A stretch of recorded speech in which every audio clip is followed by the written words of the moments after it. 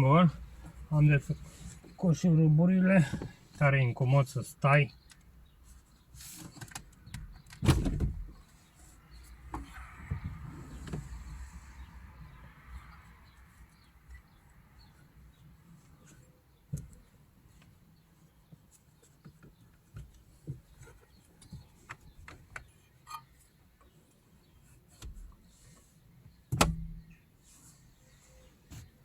Da.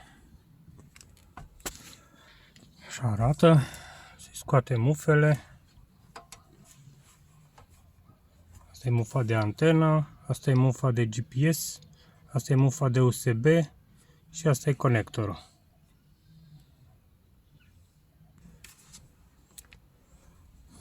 Da, am scos mufele